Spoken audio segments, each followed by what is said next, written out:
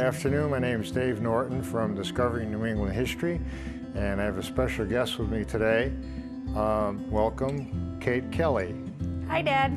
All right, Kate happens to be my daughter, and she can tell us a little bit about a relationship what we have with Louisa May Alcott. Sure. My dad's great-grandfather was an Alcott, and through her line, we are cousins with Louisa May Alcott. And basically what we're going to cover here is Louisa May Alcott and her participation in the Civil War as a nurse. And to begin with, we'll start with slide number 1. And there's a picture of Louisa May Alcott, who was 30 years old. And in 1862, the Civil War had already begun.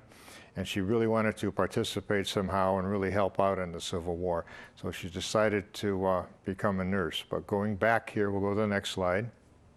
A little bit of history here. This is Bronson Alcott, and Bronson was her father. And he was born in Alcott, Connecticut. And he was an abolitionist during the Civil War. And we'll go to the next slide. And I took this picture here. Actually, both of us, Kate and I, went to Alcott, Connecticut, and we wanted to find out where our relative was. And we found out they have this terrific monument here. And the house has long been demolished, but this is the site where Bronson Alcott was born. So we'll go to the next slide. And I found this slide on the internet. And this is the actual house that Bronson Alcott lived in. And it's in Alcott, Connecticut, which is right near Bristol, Connecticut, where, you know, Kate and I both travel there quite often. So we'll go to the next slide. And I took this picture here. This was in the back of the house in Alcott. Now, I know the house wasn't there, but it sort of struck me here. You've got this barn in the back there, and then that original photograph back there on the corner, they showed part of a barn. And I'm going to have to do a little more research, and I believe that barn might be the original barn going back in the day where Bronson Alcott lived. So we'll go to the next slide. And now we have the Orchard House. That's the famous Orchard House where Louisa May Alcott and Bronson Alcott and Louisa's sisters, that's where they all lived, up in Concord, Massachusetts. And it's quite a place to go if you ever want to visit it. And we'll, at the end of the show here, we'll show some slides on the rooms on the inside. It's really quite definitely a great place to see. Yeah. So we'll go to the next slide. And John Brown in previous episodes, he was certainly an abolitionist. He's from Torrington, Connecticut. And in 1856, he came down to Concord, Massachusetts to give a big lecture. And of course, all the abolitionists from Massachusetts joined him in that presentation. And so you can see Bronson Alcott, he was there. And also Louisa May's neighbors were, believe it or not, Ralph Waldo Emerson and Henry David Thoreau. Imagine having neighbors like that right down the street. And they got together trying to get support for, against slavery during the Civil War, and that's how Louisa May got involved in that. So this is a little background of Louisa May's history. So we'll go to the next slide. And right next to her house in Concord, they have this barn, and it was basically, they told me when I went there and told Kate and I there that it was a meeting house. And it possibly, I haven't really substantiated it, but possibly it could have been the site where John Brown came for his lecture in 1856. Probably had that lecture right there, and that sort of started that whole abolitionist movement back in the day. So we'll go to the next slide. And now we'll get, I just want to show this book. This is a very special book here in our family history. It's called Hospital Sketches. And Kate and I both read the book. It's very short. But what Louisa May got involved with, we'll explain that. We'll take her trip. She left all by herself. She was only 30 years old. left Concord and went down to become a nurse. So we're going to describe that whole trip. And what she did is she always wanted to be a writer. And what she did is she would write every week of all of her experiences and send it back to a newspaper in Boston, Massachusetts called the Commonwealth. And back then, of course, there's no cell phones, there's no TV, there's no nightly news, there's nothing like that. How do you know what's happening in the Civil War? And no one had really first-hand accounts. And she was the first one to actually write of all her experiences as a nurse during the Civil War. So to begin with, I'm going to have Kate describe some of the excerpts from this book here, which I think you'll definitely find interesting. So Kate, you can describe as, this has got to be, it's just an incredible story. You got to remember now, she was just brought up here in Orchard House, and here she is all by herself, leaving all by herself to just jump right into the Civil War. So Kate, you can begin with her trip. It's fascinating. Sure. Well, it was a 2-day trip to get to Washington, and first she started off by train, and she took the train from Concord to Boston, and then to Worcester to New London. Once she arrived at New London, she took a ship from New London to New Jersey, and after her travel on the ship, she went again by train from Jersey City to Philadelphia to Baltimore, and finally arrived at her destination in Washington, D.C. But the significance of that is that she writes so vivid. It's amazing when you pick up you seem like you're right there with her. Yes. And she describes She describes all the people there. Absolutely. People that gave her a hard time, the people that wouldn't give her directions, all the pitfalls she had, all her frustrations. How do I go here? I'm in this next town. Where do I go? Where's the train station? Nobody would help her. She's all by herself. It's quite a vivid story, and the people in Massachusetts ate it up because they had it she published this in a newspaper like a running story here, and they just were fascinated by it. So, and that's an actual picture. That was a picture that I found on the internet. It shows Louisa May with her mother and father, and that's the day she left. She left the house. So we'll go to the next slide. And you have something. This is where she ended up at the Union Hotel in Washington, D.C. And I was fortunate enough, I took a lot of research to actually go through and try to find a picture of this hotel. It's my relative, and I want to make the story. And I just want to say that Kate's excellent in genealogy, does all the help for me in genealogy. And what I do is I take the next step. I say, okay, I understand the genealogy, but what's the best way to show this to our future generations and our family, if you will? So I take that and I do all the research on the internet, and I try to get pictures, either family photos or historical pictures, to try to bring the story to life. So this is an interesting quote that she had. Can you imagine? She made that 2-day trip, Washington, D.C., and stopped and looked at, here I am. So this is the famous quote. Excuse me. My heart beat rather faster than usual, and it suddenly struck me that I was far from home. Right. So we'll go to the next slide. And this showed up on the internet. There's her picture, 30 years old, and that's actually her, they call it a muster roll, but a lot of folks would call it a time card for her sheet. And it substantiates the fact that her signature's on the bottom. We don't have this in our family. No. It's somewhere. And it shows that, yes, she was a nurse, and it tells the name of the Union Hospital, and that's how I did my research to find out where was the hospital. How do we know that? There are hundreds of hospitals. And that's the information that we got to substantiate that's exactly where she was. No one in the family ever knew that. So we'll go to the next slide. And the Battle of Fredericksburg, which is in Virginia, all right? And that was a huge Confederate victory. And I won't go into all the detail on that, but you can imagine the General Burnside was leading the troops down there. We had General Couch, who had the other troops from the Bristol County and Rhode Island, or Massachusetts, and that battle was going on. So we'll go to the next slide. And you can see what happens here. Here's a first aid station in Fredericksburg.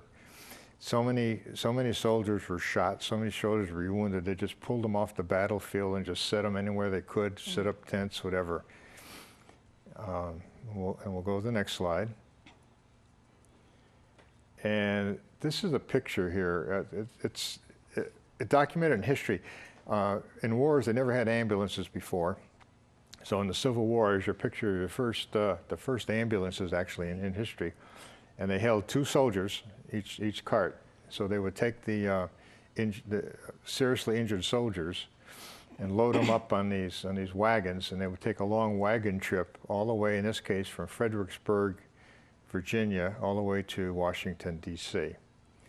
And that describes the wagon. So we'll go to the next slide. And back to the house here, another excerpt from the book, okay? They've come, they've come.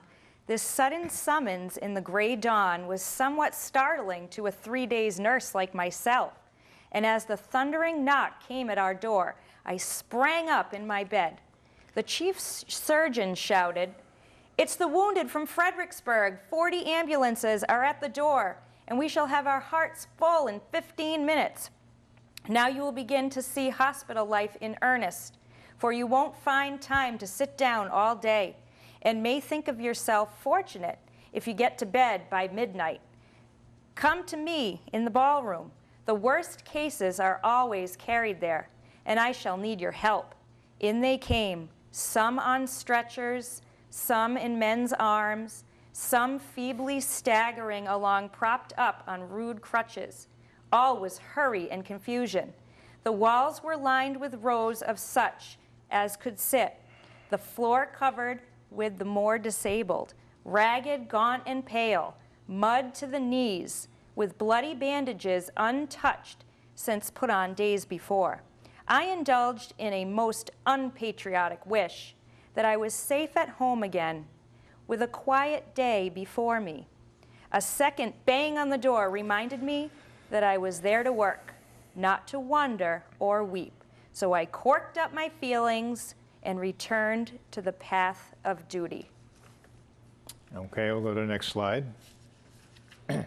There's surgeons' instruments, and I just want to show you what they had. They had what they call a mini ball, and this is what it is. And a lot of the soldiers were hit with these bullets. We can get a close-up on it. It's a .58 caliber, and when it hit your arm or bone, it would shatter it, and that's why we had, or your leg, and that's why there were so many. There's nothing they could do. There were so many amputations during the Civil War. So we'll go to the next slide. And care for the wounded. Okay. Okay. The windows had been carefully nailed down above, and the lower sashes were to be opened only in hot weather. I suggested the smashing of a few panes here and there. Okay, and we went through that, and that shows the nurses in the hospitals under the care for the wounded. And we have another one to read there. You can read that. Being fond of the night side of nature, I was promoted to the post of night nurse. In the beginning, dumps and dismals prevailed. The nurses looked anxious and tired, the men gloomy or sad. I entertained the belief that he who laughed most was surest of recovery. Okay, and we'll go to the next slide.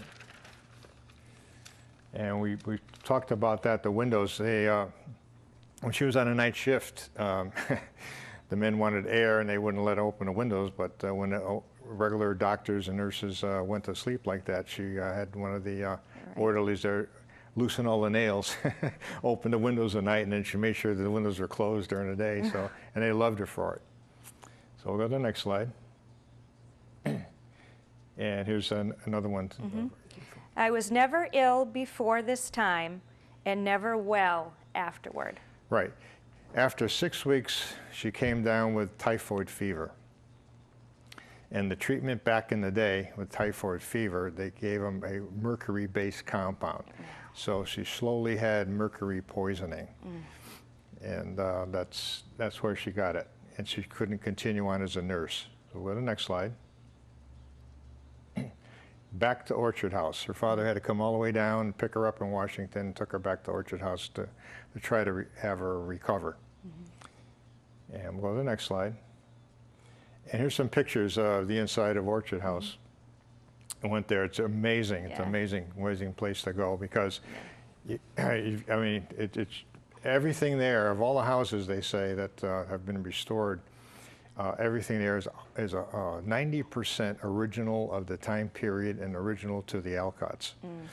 And here's your Alcott kitchen. And we'll go to the next slide.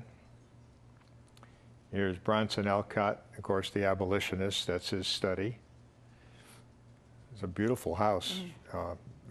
You're actually going back in history. And we'll go to the next slide. There's the parlor and the dining room. Imagine that. That's all original curtains, original carpets, original chairs, everything. Everything. It's just beautifully maintained. And we'll go to the next slide. And there's May Alcott's room. That was her sister, who was a famous, actually a famous artist. Right? And then Kate and I saw that on the side of the wall. They even got her some of her sketches. She ran out of paper. She'd actually draw sketches on the side of the wall. And actually can still see those there today. And we'll go to the next slide. And that's her room. And there's this desk. See the size of the desk? Back there, the women, they were only given women. I hate to say this, but they were only given very small desks. The men had these great, huge oak desks, and the women, that's all you could have was a small desk. And that's where she wrote the famous book, Little Women. So we'll go to the next slide. And here we are, Little Women, published in 1868, which is 3 years after the end of the Civil War. It was really interesting. I searched that on eBay, and they found, and I was curious to see how much an original first edition would cost of that. And right now you could buy one for $4,500. And no, our family doesn't have one of those. So we'll go to the next one. Well, you have this one. It's published in 1884, which is like 4 years before she passed away. It's called Jack and Jill. And here's the actual book right here, which is kind of quite dilapidated, but it's still, that's the original book. Called Jack and Jill, Louisa May Alcott. And we have this as a remembrance for Louisa May in our possession. So we'll go to the next slide. This stamp. And this one's pretty interesting because Louisa May Alcott, I said, you know, I used to collect stamps. And I said, you know, I just wonder if they ever made a stamp for her. And lo and behold, 1940, that issue of Famous American, there was probably 50 or 60, I don't know, stamps. And of course, as luck would have it, the only stamp I didn't have was Louisa May Alcott. So one day I'm going to have to get that stamp. But anyway, here's a picture of it. It was issued in 1940 as a famous American. So we'll go to the next slide. And of course, he was buried at this cemetery here, Sleepy Hollow Cemetery in Concord, Massachusetts. And that's quite a place to go because she's up on the where all the famous artists are, up on a hill with Henry David Thoreau and Nathaniel Hawthorne, and all of them are all right there, all together, and it's visited by many people back in the day. They call it Author's Ridge. Right. But the thing, we've got certainly a little bit more time here. I think Kate's got this book here, which you can show. This is just a children's version of Louisa May Alcott's life. Nice picture book for young kids. I like to read it in my classroom, just to give a brief overview of the life of my relative Louisa May Alcott. Right. And we have there's a lot to do with this story, especially in the Civil War, because we're getting into the first days of medicine, and this book here, so I'll show again, Hospital Sketches. is considered in history. It's considered the actually the first book on what the nurses went through in any type of battle or any type of war that was probably ever written. That's why it's a very, very exceptional book. And she describes, we don't go over this with too many slides, all her individual visits to each one of the patients. Yes. And all their different problems and how she handled all that. But she was great. She said, you know, she was brought up in the orchard house where, you know, involved with nature and the birds and the clean air and everything else. And now she's thrown into this place down in Washington, D.C. With all the wounded, just absolute wall-to-wall lined with people like that, and the air was bad to breathe and everything. It was such a shock change to her back in that time. It was just, and it's all right here in this book. It's just too bad. She just tells basically their first name. If she had told who the soldiers were, if they knew their last name or whatever, you could probably almost relate to Bristol County here in Massachusetts and Rhode Island. A lot of the soldiers were involved in Fredericksburg in that campaign there, and I'm sure a lot were wounded, and they may have been treated by our relative Louisa May Alcott. But the stories in here are just it's just amazing. There, she's considered you know, one of the first nurses ever to get involved in that, and it's really quite interesting now. Some of the other parts that were interested is the whole story of her writing on that small desk or whatever. Maybe you've got, you know, maybe some interesting stories on that, especially with her sister being an artist. It was quite a artistic family. And he also talked about in Orchard House, believe it or not, she remembers as when she was younger, her mother actually hid a slave as part of the Underground Railroad. They said they actually hid her in one of the ovens on their way to freedom, which I never knew, and our family really didn't know that.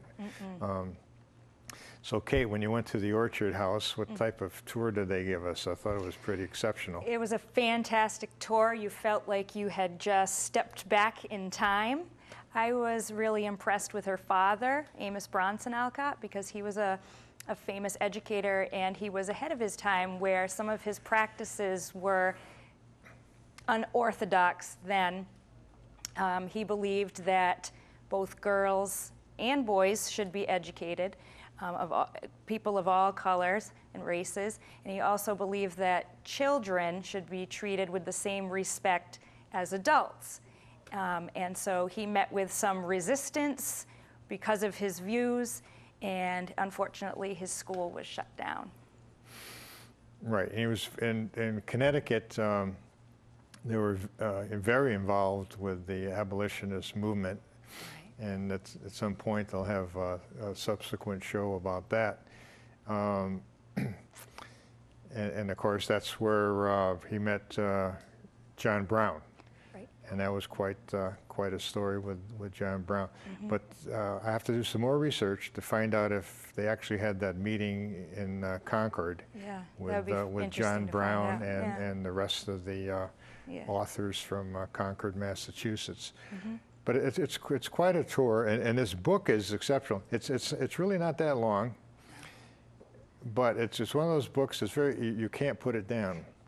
Once you start reading it, you're right with her, and she describes all her feelings, and it said that their experiences as a nurse really helped her in all her writing. That's what they said. Now she knows what real life is like. She was essentially sheltered a lot in Orchard House in Concord, and now she knows what the other side of life is all about, and she really appreciated and tried to live life to the fullest. And her motto was, live it, write it.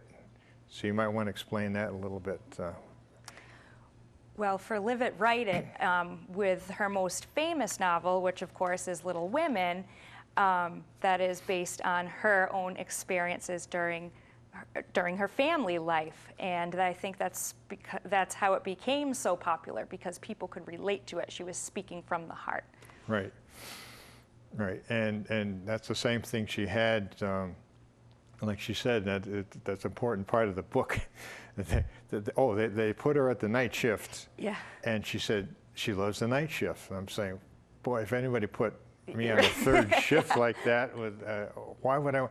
But she had a hobby which is called owling. So you want to explain that? That's right. Owling, for those of you who don't know, is when you go out in nature at night to try and track down different species of owls. It's still a popular activity today. I actually went with my family not too long ago to see if we could call some owls and see if any owls would appear before us on perches in the woods, but we didn't have any luck that night. And it was in the dead of winter. We were cold, and we were really hoping for owls, but we didn't have any luck. And the other thing was interesting. Remember, we went to the Orchard House, and what did we see in all the rooms? Owls. There's an owl, I don't know if you noticed in her picture, but there is above her fireplace a sketch of an owl, and if you look carefully in each room, you will find owls. Right. And that's why when she got in that hospital there, and they forbid her to open the windows and nailed them all shut. Right. And it was just a suffocating, claustrophobic type of effect that she described. She said, I can't live like that. Right. I will not be stern. I will not be unemotional, she said. She broke all her patients up into different sections so she could have them. It was interesting. I want to explain a little bit about that. We've got another minute to go here. I'm trying to remember what she called them, but she had 3 different sections. One was the pathetic room. Right. One was, what was the other one? I can't remember the other 2 now. Yeah, off the cuff, she broke them all up according to patients. And one, she would tell jokes and all that and help them That's right. survive that way. And the other ones, she would act a little bit differently like that. And she set them all up like that. Totally different personality from all the other nurses that were in the Civil War. Right.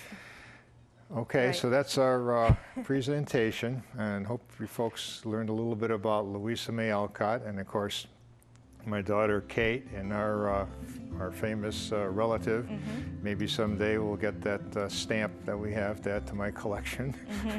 That's right. And hope you enjoyed this program. Like I said, it was a special, and we had a special guest here, Kate Kelly, and good evening from Discovering New England History.